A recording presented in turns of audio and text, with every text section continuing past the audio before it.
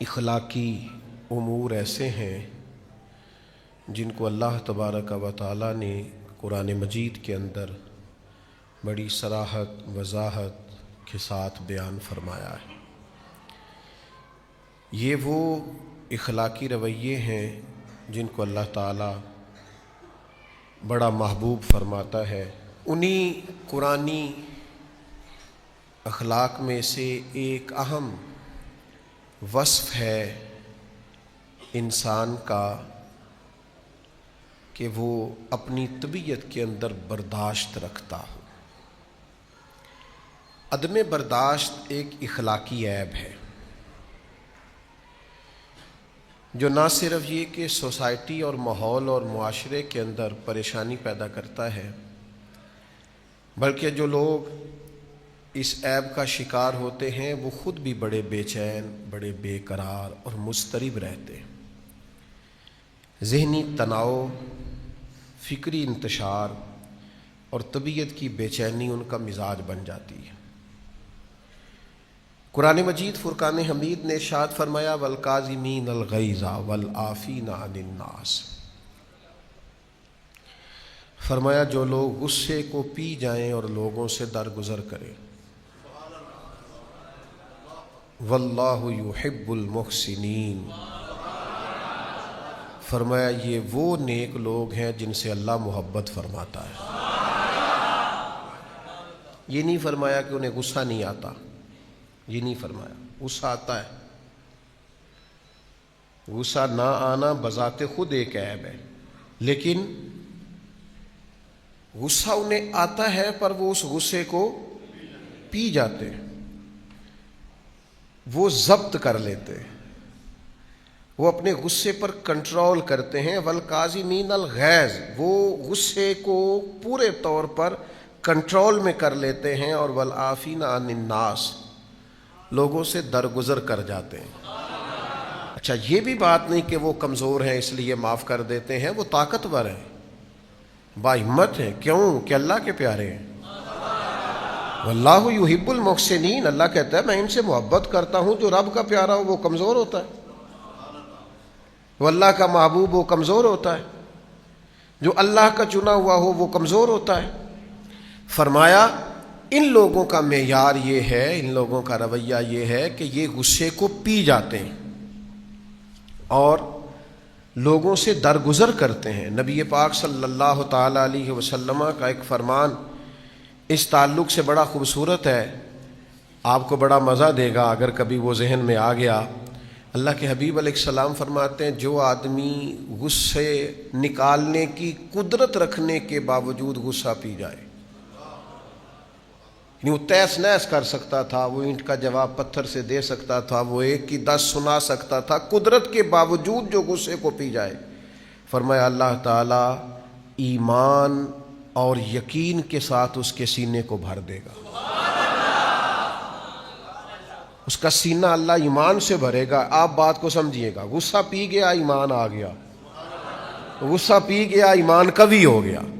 اس نے اچھا غصہ بڑا دلاتے ہیں لوگ،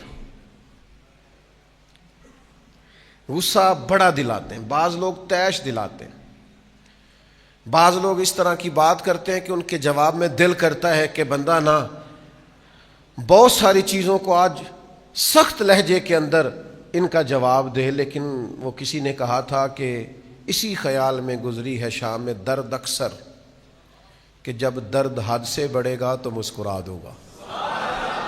ہم نے ارادہ کیا ہے کہ جب زیادہ دقت کوئی کرے گا نا تو ہنس دینا ہے، کوئی بات نہیں، چھوڑ دینا ہے، چل یار جا اپنا کام کر، کوئی نہیں، ہم اس موضوع پر آتے نہیں۔ یہ جو برداشت ہے یہ حسن ہے زندگی کا۔ آپ کے رویے میں، آپ کی طبیعت میں، آپ کے مزاج میں کچھ برداشت ہونی چاہیے۔ کچھ لوگ ہوں گے جو بالکل غلط بات کریں گے آپ کے بارے میں، 100% غلط بات کریں گے، 1% آپ کا قصور نہیں ہوگا، پھر بھی وہ آپ کا قصور شمار کریں گے۔ کبھی قرآن مجید پڑھو نا، کائنات میں سب سے حسین بھی نبی ہوتے ہیں، سب سے زیادہ پاکیزہ بھی پیغمبر ہوتے ہیں، معصوم ہوتے ہیں، خطائیں ان کے قریب ہی نہیں آتی، اللہ کے نبی عالی نسب خاندانوں میں پیدا ہوتے ہیں اور قوموں کے سب سے زیادہ خیر خواہ بھی نبی ہوتے ہیں، لیکن آپ قرآن مجید پڑھیے لوگ کیا کہتے تھے؟ معاذ اللہ، یہ تو جادوگر ہیں، یہ تو شاعر ہیں. یہاں تک کہتے تھے کہ معاذ اللہ آپ ہی کو پیغمبر بنانا جانا تھا، کسی اور کو کیوں نہیں بنایا گیا؟ لیکن نبیوں کے حوصلے، پیغمبروں کے جذبے، قومیں تنقید کرتی رہی، وہ ان کا بھلا کرتے رہے. سوسائٹی میں ڈھیر سارے لوگ آپ کو ایسے ملیں گے کہ لوگ ان کا بھلا کرتے ہیں، لیکن وہ سامنے والا جو ہے وہ تڑپ رہا ہوتا ہے، وہ تکلیف دے رہا ہوتا ہے، اس کا رویہ سخت ہوتا ہے. تو یہ عدم برداشت. اور پھر میں آپ کو ایک اور بات بھی عرض کروں، عدم برداشت کا مسئلہ عالمی مسئلہ ہے، دنیا کا مسئلہ ہے. بڑے ملک چھوٹے ملکوں کو برداشت نہیں کرتے، ان کو پسند نہیں آتا. یہ ترقی کر گئے ہیں، یہ تو ایٹمی طاقت بن گئے، انہوں نے تو فلاں فلاں مقام پر فلاں فلاں چیز کیسے حاصل کر لی، ان کے پاس یعنی برداشت نہیں ہے. اور ہمارے ملک کا قومی مسئلہ سب سے بڑا کیا؟ عدم برداشت. ہماری اسمبلی پڑھے لکھے لوگوں کی اسمبلی، اور ہزاروں ووٹ لے کر ہزاروں لوگوں کے نمائندے بن کر اسمبلی میں پہنچنے والے لوگ جب ایک دوسرے پر جوتے پھینک رہے ہوتے ہیں، جب ایک دوسرے کا گریبان پکڑ رہے ہوتے ہیں، جب اسمبلی کے فلور پر ایک دوسرے کو معاذ اللہ گالیاں دے رہے ہوتے ہیں، تو پھر محسوس ہوتا ہے کہ یہ تو قومی مسئلہ بن گیا عدم برداشت. یہ تو رویے میں ایک دوسرے کو قبول کرنے کی اور ایک دوسرے کو برداشت کرنے کی ذرا برابر بھی لوگوں کے اندر قوت نہیں رہی. اور آپ عام روٹین میں رویہ دیکھیں، فلاں نوجوان نے خودکشی کر لی، کیا ہوا تھا جی؟ وہ جی ہوا یہ تھا کہ والد نے ڈانٹ دیا کسی بات پر. آپ اتنا بھی برداشت نہیں کر پائے کہ آپ نے فوری طور پر اپنی جان لینے کا ہی فیصلہ کر لیا؟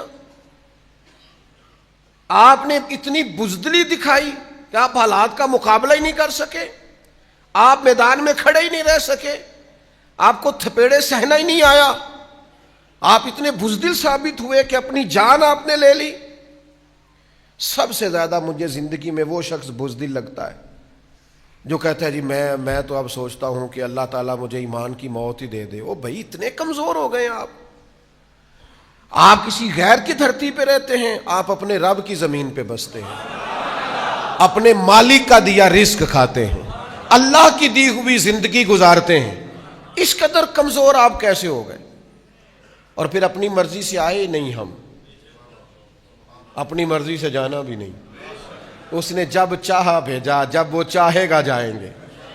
اس لیے زندگی کو جئیں، اس کا حسن زندگی کا محسوس کریں، آپ کے اندر وہ خاص لذت ہو، لیکن برداشت رکھیں. برداشت. میرے نبی پاک علیہ السلام کی سیرت کا ہر عنوان ہی انوکھا ہے، لیکن جو میرے نبی کی برداشت ہے نا، اوے ہوئے قربان ہو جائے میری اولاد حضور کے اس وصف پر، وار دوں اپنے ماں باپ نبی پاک کے اس اخلاقی کمال پر.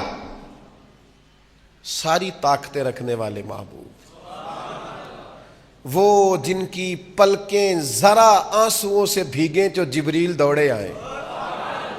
یا رسول اللہ صلی اللہ علیہ وسلم، رب کہتا ہے وَلَسَوْفَ يُعْطِيكَ رَبُّكَ فَتَرْضَىٰ، آپ کا رب آپ کو اتنا دے گا آپ راضی ہو جائیں گے.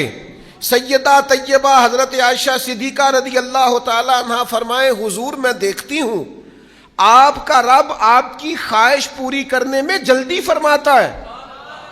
اتنا کمال نبی پاک علیہ الصلوۃ والسلام کو اللہ نے دیا، لیکن مکے کے 13 سال حضور نے برداشت کر کے گزار دیے. میں سیرت کا چھوٹا سا طالب علم ہوں، میں ذمہ داری سے بات کرتا ہوں. بعض لوگ کہتے ہیں جی ابھی اسلام کو قوت حاصل نہیں تھی اس لیے محبوب نے کوئی جنگ نہیں کی. آپ کی غلط فہمی ہے، آپ کی غلط فہمی ہے یہ کہ اسلام کو قوت حاصل نہیں تھی. ایک بندے کے پیسے دبائے تھے اسی دور میں ابو جہل نے، تو میرے محبوب نے فرمایا چلنا میرے ساتھ، کیسے کیوں نہیں دیتا. غضب سے ان کے خدا بچائے کہ نور باری جلال میں ہے. یہ مکے کے دنوں کی بات ہے جب ایک غریب کی بچی ایک کافر نے اٹھا لی تھی تو اللہ کے حبیب نے فرمایا تو واپس کرتا ہے یا کرے تیرا علاج. اللہ نے طاقتیں دی ہیں اپنے محبوب کو، لیکن وہ جو حضور نے کچھ نہیں نہ کہا، یہ میرے نبی کی برداشت ہے، یہ میرے محبوب کا حوصلہ ہے، یہ رسول کائنات علیہ السلام کا دیا ہوا سبق ہے، یہ نبی پاک کا امت کو پڑھایا ہوا وصف ہے۔ دل تھوڑا کشادہ رکھیں، ذہن تھوڑا وسیع رکھیں، اور ہر ایک سے مخالفت بھی اچھی نہیں ہوتی، دعا کرو کہ دشمن بھی خاندانی ہو۔ آپ ہر چھوٹے بڑے آدمی کی بات کا جواب دینے لگ جاتے ہیں، ہر ایک کی آپ رائے پر تبصرہ کرنے لگ جاتے ہیں، دعا کرو کہ دشمن بھی خاندانی ہو۔ آپ کا حوصلہ جوان ہونا چاہیے، ظرف بڑا ہونا چاہیے، حوصلہ تھوڑا مضبوط ہونا چاہیے، آپ کی طبیعت کے اندر ایک خاص قسم کی لطافت ہونی چاہیے، برداشت کا ایک وصف ہونا چاہیے۔ یہ کیا بات ہوئی چھوٹی چھوٹی بات پر آپ دشمنوں کو ختم کر کے جینا؟ یہ اتنا کمال نہیں جتنا دشمنوں کے سامنے جینا کمال ہے۔ نہیں، کوئی نہیں، سمجھ ہی نہیں آئی آپ کو میں نے کیا کہا، سمجھ ہی نہیں آئی آپ۔ دشمن کو ختم کر کے جینا اتنا کمال نہیں۔ چلے میں دیہاتی ماں کا بیٹا ہوں، اپنے جملے میں بات کرتا ہوں، میں کسان کا پتر ہوں، اپنے جملے میں بات کرتا ہوں۔ وہ میرے بزرگ کہا کرتے تھے کہ کسے تو سیڈ تے ہو کے جینا ہو رہے تے او دے سینے تے مونگ دلنا ہو رہے۔ او بھائی دشمن کے سامنے جینا اور ہے۔ آپ کو بات کی سمجھ آ رہی ہے؟ یہ تھوڑا سا اور ہے، آپ چیزوں کو سمجھیں۔ دیکھیں نا، کافر ختم نہیں ہوئے مکہ مکرمہ سے، ابھی ان کا داخلہ ممنوع نہیں ہوا، لیکن مکہ فتح ہو گیا تو نبی کریم نے کیا فرمایا؟ فرمایا جب تم نے بیت اللہ کا طواف کرنا ہے تو پہلے 3 پھیرے ذرا اکڑ اکڑ کے چلنا ہے۔ نہیں سمجھ آئی تو گل، وہ کہتے ہیں رمل کرنا، ذرا کندھے ہلا ہلا کے چلنا ہے، ان کو بتانا ہے کہ کعبے کے اصل وارث آ گئے ہیں۔ ذرا کندھے ہلا ہلا کے رمل کر کے چلنا ہے، ان کو پتہ چلے کہ اصل وارث آ گئے۔ وہ میرے بھائی دشمن کے سامنے جینا کمال ہے، اس کی آنکھوں میں آنکھیں ڈال کے جینا یہ کمال ہے۔ کہاں تھا حضرت عمر فاروق رضی اللہ تعالیٰ عنہ نے، یا رسول اللہ مجھے اجازت دے میں عبداللہ ابن ابی سلول کو قتل کر دوں۔ بہت سارے صحابہ نے کہا حضور اجازت دیں، اس کے وجود سے دھرتی کو پاک کر دیں، اور حضور نے فرمایا رہنے دو، اسے رہنے دو۔ نبی پاک صلی اللہ علیہ وسلم نے فرمایا لوگ کیا کہیں گے، اب کلمہ پڑھنے والوں کو قتل کرنا شروع کر دیا، اسے رہنے دو۔ ہر آدمی کو اپنے حساب سے حکمت سمجھ آتی ہے، پر میرے محبوب نے کہا اسے رہنے دو، اسے دیکھنے دو مکہ فتح ہو رہا ہے، اسے دیکھنے دو غزوہ حنین میں فتح ہو رہی ہے، اسے دیکھنے دو، اسے ذرا دیکھنے دو ابو بکر کی ساجد آج کیا ہے، اسے ذرا دیکھنے دو میرے عمر فاروق کا للکار کیا ہے، اسے دیکھنے دو عثمان غنی کی وفاداری کیا ہے، اسے میں نے علی شیر خدا دکھانا ہے، اسے میں نے حسین اور حسن کی سیادت اور امامت دکھانی ہے، اسے دیکھنے دو ذرا، اسے جینے دو، یہ دیکھے ذرا اللہ نے کتنی شانیں عطا فرمائی۔ اذا جاء نصر اللہ والفتح ورأیت الناس يدخلون فی دین اللہ افواجا، اسے دکھانا ہے کہ کیسے فوجوں کی فوجیں اللہ دین میں داخل فرما رہا ہے۔ ایک وجہ مجھے یہ بھی سمجھ میں آتی، بھائی اتنی جلدی کمزور نہ ہوا کریں، سینے میں تھوڑی برداشت پیدا کریں، سینے میں تھوڑا حوصلہ پیدا کریں، تھوڑا سا نا آپ کے مزاج میں کچھ لوگ نا فروعی مسائل میں اپنے حساب سے دین کا کام کرنے کا کوئی طریقہ بناتے ہیں کہ ہم نے اس طرح سے دین کا کام کرنا ہے۔ کچھ تبلیغ کا رستہ اختیار کرتے ہیں، کچھ تدریس کا رستہ اختیار کرتے ہیں، میں پڑھاؤں گا، کچھ تحریر کا رستہ اختیار کرتے ہیں کہ میں لکھا کروں گا،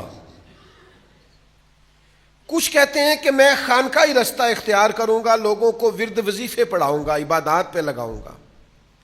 یہ مختلف قسم کے رستے، یہ سارے ہیں ایک ہی رستے، لیکن کبھی کسی تحریر کرنے والے نے یہ نہیں کہا کہ جو پڑھا رہا ہے وہ کام ہی نہیں کر رہا، یہ نہیں کہا اس نے کہا میں بھی کر رہا ہوں وہ بھی کر رہا ہے. کبھی کسی تدریس کرنے والے نے یہ نہیں کہا کہ جو خانقاہ میں بیٹھ کے مریدین کی، عقیدت مندوں کی، ارادت مندوں کی تربیت کر رہا ہے وہ کچھ بھی نہیں کر رہا. اس نے کہا میں تدریس کر رہا ہوں، وہ تلقین کر رہا ہے.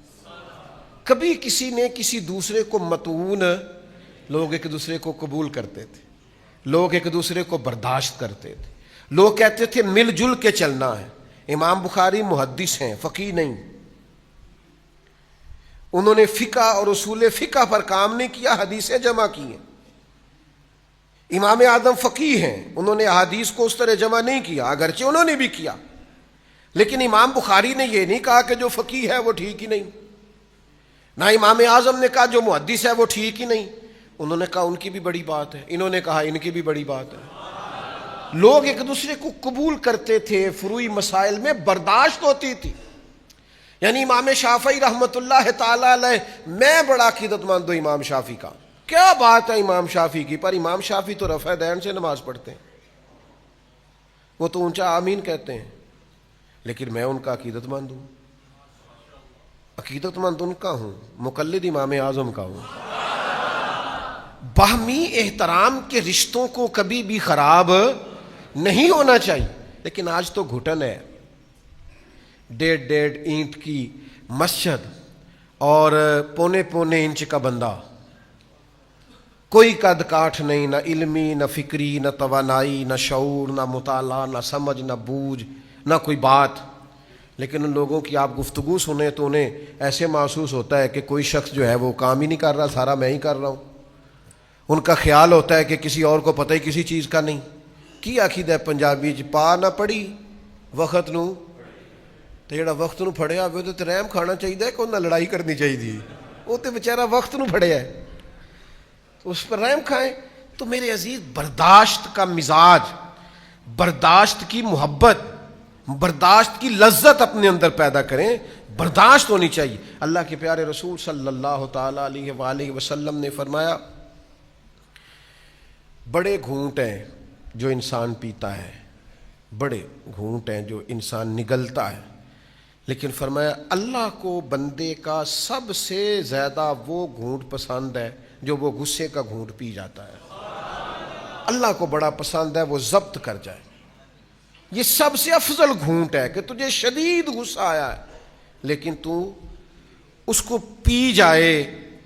اور بلا وجہ غیظ و غضب کرنا، ہر بات پہ غصہ ہونا، ہر بات پہ لڑائی کرنا، ہر بات پہ شدت دکھانا، ہر وقت الجھے رہنا، ہر وقت ناراض ہو جانا، ہر بات پہ جناب اپنے آپ سے باہر ہو جانا، یہ انداز درست نہیں ہوتا، یہ طریقہ کار غیر مناسب ہوتا ہے. نبی پاک صلی اللہ تعالی علیہ وسلم نے فرمایا، بلا وجہ کا غیظ و غضب ایمان کو اس طرح خراب کر دیتا ہے جس طرح ایلوا شہد کو نہیں خراب کر دیتا، اس کو کڑوا نہیں کر دیتا، اس طرح بلا وجہ کا غصہ ایمان کو خراب کر دیتا ہے.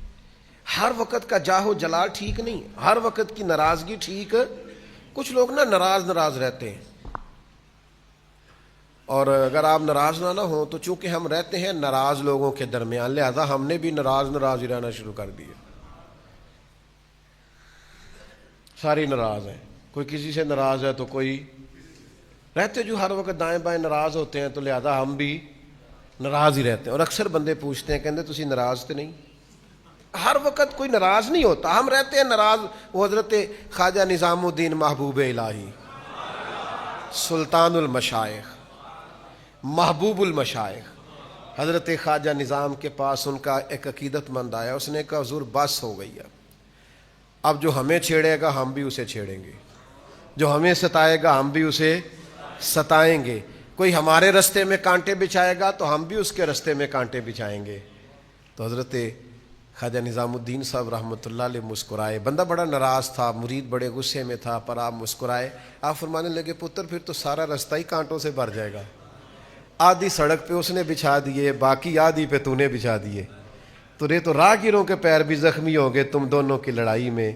عرض کی حضور پھر کیا کروں؟ فرمایا فقیروں والا کام کر، وہ کانٹے بچھاتا جائے تو کانٹے اٹھاتا جا. فقیروں کی یہی ڈیوٹی ہے، لوگ بچھاتے جاتے ہیں اور وہ اٹھاتے جاتے ہیں. ہمت کریں، حوصلہ کریں. آپ کو ایک بات عرض کروں، کچھ لوگ نا باہر پھر بھی اتنا غصہ نہیں کرتے، کار بڑا کر دینا۔ باہر والے کہہ رہے ہوتے ہیں بندہ بڑا ہی با اخلاق ہے، تو کار والے آندے نے سانو پوچھ کے ویکھو نا۔ آپ جتنا حوصلہ باہر رکھتے ہیں اتنا گھر کیوں نہیں رکھتے؟ بیٹے کا دل کرتا ہے آپ کے سینے پہ چڑھے، آپ سے پیار کرے، بیٹی کا دل کرتا ہے 2-4 لاڈ دکھائے، بیوی کا آپ لباس ہے، وہ آپ کا لباس ہے، اس نے جو بات آپ سے کرنی ہے وہ کسی اور سے کر سکتی نہیں، اس کو کوئی 10-20 منٹ درکار ہیں آپ سے بات کرنے کے لیے، لیکن باہر آپ بہت بڑے لیڈر ہیں، قائد ہیں، سمجھدار ہیں، معاملہ فہم ہے، فہم و فراست والے، گھر آپ بات ہی نہیں سنتے۔ یہ رویہ بھی ٹھیک سنو نا، کریم محبوب کی ایک کریمانہ ادا اور بھی سنو۔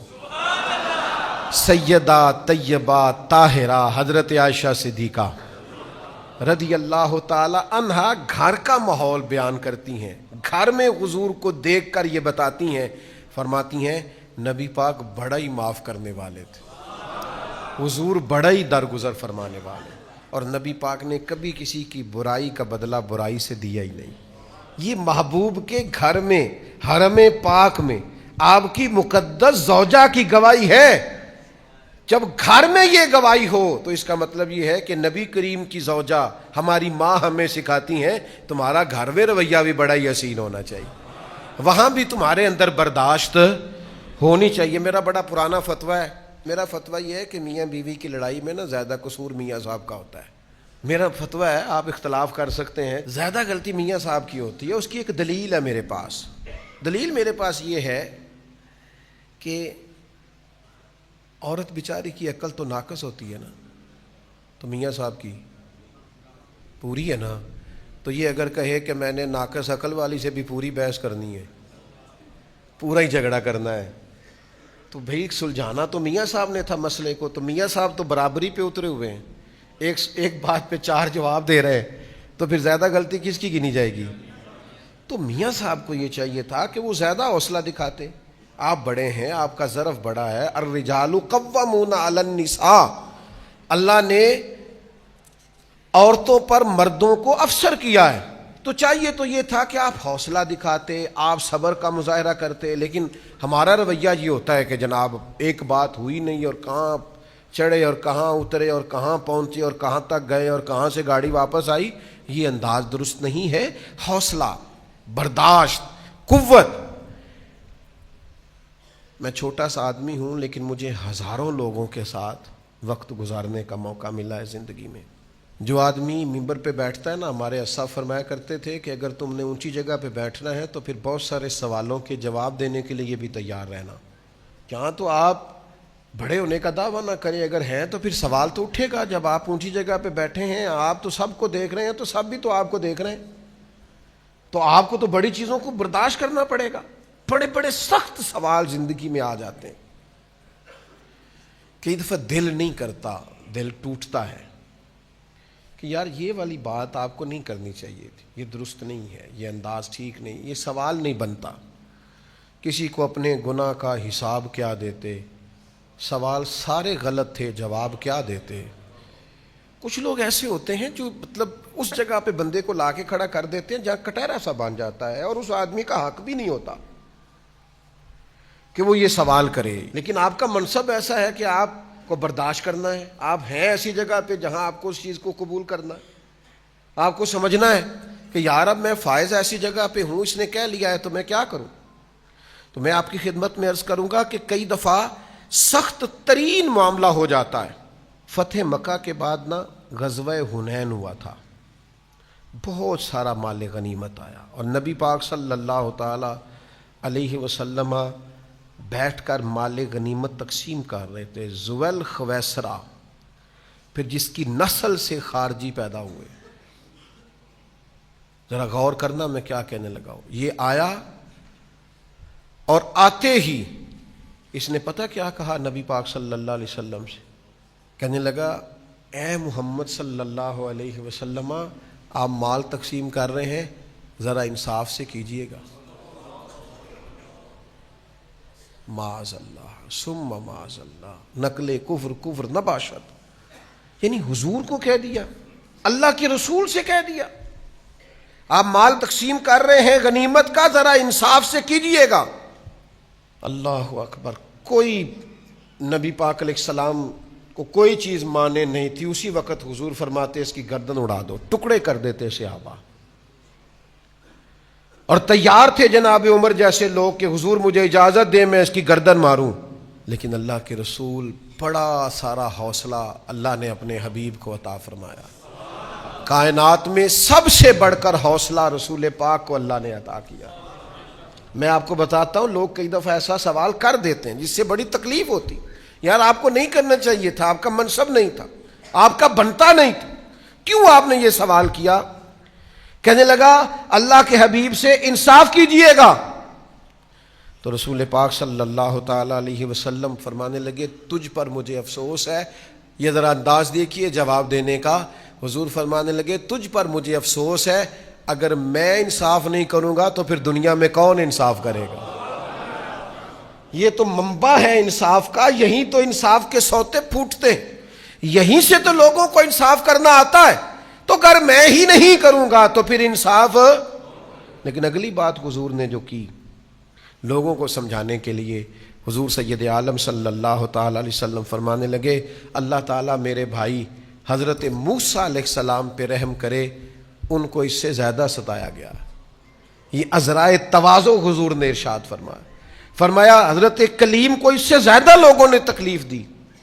کیا آپ کی خدمت میں بات عرض کریں، لوگ کس کس طرح کی اذیت دیتے ہیں، کس کس بنیاد پر لوگ بات کر جاتے ہیں جو بالکل نہ ان کا سٹیٹس ہوتا ہے اور نہ ان کا اس سے کچھ لینا دینا ہوتا ہے، لیکن ایک بہت بڑے زبردست قسم کے بزرگ ہیں، اب تو وہ وصال کر گئے کچھ عرصہ پہلے، میں ان کا بڑا معترف تھا کہ انہوں نے زندگی میں بڑا کام کیا، بڑی ڈیوٹی کی، کتابیں لکھی، بہت بڑا ادارہ بنایا، بہت ساری تدریس کی۔ تو میں چونکہ بہت سارے علاقوں میں جاتا رہتا ہوں، تو ہم جس علاقے میں جاتے ہیں وہاں کے علاقے کے علماء کے لوگ شکایت کرنی شروع کر دیتے ہیں۔ تو پہلے تو چلیں کبھی کسی وقت چیزوں کی سمجھ نہیں ہوتی تھی، پھر بعد میں خیال آیا کہ یار یہ تو ہر علاقے میں ایسا مسئلہ ہے۔ پھر ایک دو سے میں نے کہا بھائی میں تو آیا ہوں سال کے بعد 2 گھنٹے کے لیے، میں نے چلے جانا ہے، آپ کے سارے جتنے بھی مذہبی دینی معاملات ہیں وہ آپ کے علاقے کے علماء نے کرنے۔ تو یہ رویہ آپ کا درست نہیں ہے کہ آپ کہیں کہ آپ بڑے اچھے ہیں چونکہ آپ باہر سے آئے ہیں۔ تو تھوڑا برداشت کی طبیعت اپنی زندگی میں لیں، بلا وجہ کے شکوے، بلا وجہ کی شکایتیں دل کو تنگ کریں گی، آپ خود پریشان ہوں گے۔ میں نے زندگی میں بہت سارے ایسے لوگ دیکھے ہیں، چونکہ میرا ایک دیہاتی کلچر سے وابستہ ہے، کہ وہ بیچارے ایک بھینس ہوتی تھی تو بڑے راضی ہوتے تھے، شکر ہے اللہ دا گھر دا دودھ دے، اس پر ہی بڑے زیادہ شاکر تھے اور بہت زیادہ آگے نکل جاتے تھے۔ بلا وجہ کی آزمائشیں اپنی زندگی میں نہ بنائیں، آپ برداشت پیدا کریں، اگر کوئی بات کر بھی جائیں جیسی کسی دے کچھ بھی نہیں لگ دے، نہ کوئی ساڈا دردی۔ ویسے بھی فقیہ شہر نے تہمت رکھی ہے ساغر پر کہ یہ شخص درد کی لذت کو عام کرتا ہے، کہتے ہیں دیکھو مجھ پر الزام کیا لگایا ہے کہ میں درد بڑا بانٹتا ہوں، دیکھو کیا الزام لگایا۔ تو اس لیے بہت زیادہ اپنے اندر حوصلہ پیدا کریں، اللہ تعالیٰ سمجھنے کی توفیق عطا فرمائے۔